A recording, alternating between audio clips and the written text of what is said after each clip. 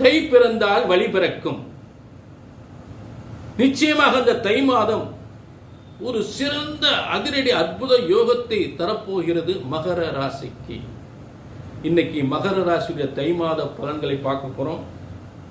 தை மாதம் கிரக அமைப்புகள், மகர ராசிக்கு முதல்ல தை மாத கிரக அமைப்புகளை பார்த்தா அப்பதான் புரியும் உங்களுக்கு. இந்த தை மாதம் நிச்சயமாக தை பிறந்தால் வழி பிறக்குமா, நல்ல யோகங்கள் பிறக்குமா என்பதை. முதலில்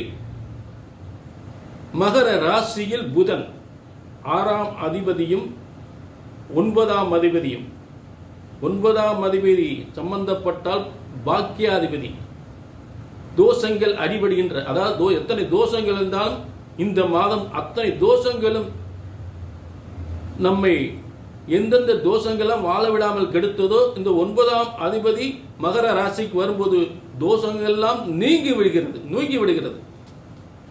அடுத்து மகர ராசிக்கு 2ஆம் இடத்தில் சனி, 3ஆம் இடத்தில் சுக்கிரன், உச்சம் பெற்ற சுக்கிரன். மகர ராசிக்கு பூர்வ புண்ணிய அதிர்ஷ்டஸ்தானத்தில் குரு, லட்சக்கணக்க கோடிக்கணக்க கொட்டி தருகின்ற பதவியை கொட்டி தருகின்ற குரு. மகர ராசிக்கு 6ஆம் இடத்தில் செவ்வாய், மகர ராசிக்கு 7ஆம் இடத்தில் ஆட்சி பெற்ற சந்திரன், மகர ராசிக்கு 8ஆம் இடத்தில் கேது. இதுதான் தை மாதத்துடைய கிரக அமைப்புகள். இதுல என்னங்க விசேஷம் அப்படின்னு பார்த்தோம்னா, முதலில் மகரத்திற்கு பாக்கியாதிபதி புதன் மகரத்தில் இருக்கக்கூடியது அத்தனை தோஷங்களும் நீங்கக்கூடிய ஒரு சிறந்த மாதம். செல்வங்கள், பதவி யோகங்கள், கற்ற கல்வியான், உயர் பதவிகள் பெறக்கூடிய யோகம். 2ஆம் இடத்தில் சனி பகவான் இருப்பது தனம் வருமானத்தில் நல்ல முன்னேற்றம் பெறுவது. முக்கியமாக ஐடி நிறுவனங்களாக இருந்தாலும் சரி, தொழிற்சாலங்கள் இதுவாக இருந்தாலும் சரி, இன்ஜினியரிங் சம்பந்தப்பட்ட தொழிலாக இருந்தாலும் நல்ல முன்னேற்றம் பெறுவது.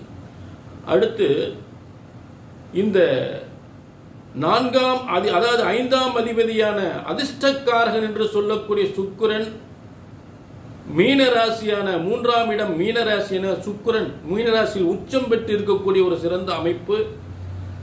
அந்த 5ஆம் இடத்தில் 3ஆம் இடத்துக்குரிய குரு 5ஆம் இடத்தில் சுக்கிரன் வீட்டில் குருவும், குருவின் வீட்டில், அதாவது குருவின் வீட்டில் சுக்கிரனும். நல்லா புரிஞ்சுங்க.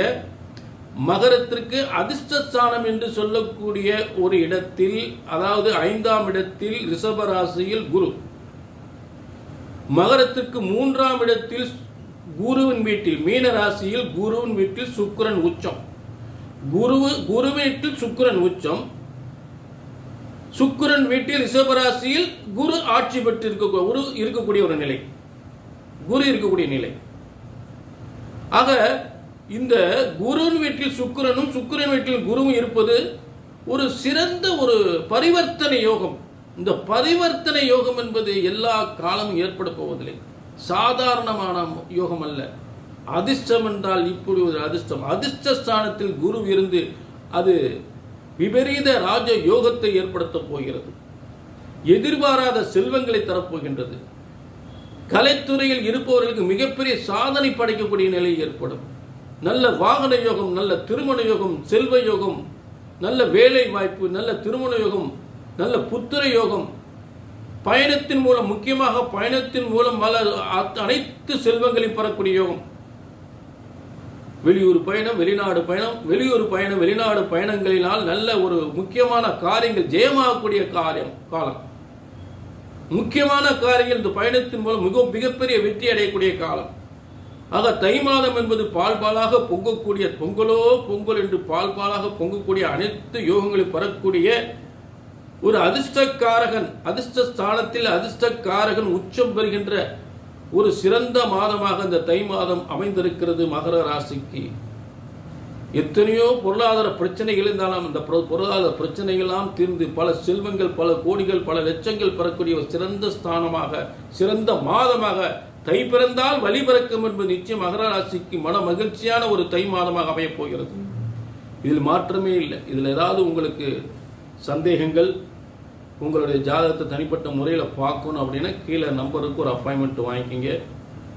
ஆக பிரம்மசக்தி சித்தர் வாக்கு பாலச்சித்தர் பாலஜனா என்ன ஒரு தெளிவான விளக்கம் உங்களுக்கு கொடுக்க போறேன் அப்படின்னா, எந்த பிரம்மன் நம்மை படைத்திருக்கிறாரோ அந்த பிரம்மனால் எழுதப்பட்டதுதான் பிரம்ம வேத ஜோதிட சாஸ்திரம்.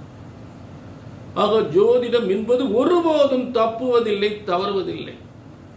ஒரு ஜோதிடத்தின் பலன் சொன்னது நடக்கவில்லை என்றால் ஒன்று உங்கள் ஜாதகம் தான் தவறாக இருக்க வேண்டும், இல்லை என்றால் ஜோதிடர் அதை பலன் சொல்கின்ற அந்த ஜோதிடராகிய நான் தவறாக இருக்க வேண்டும்.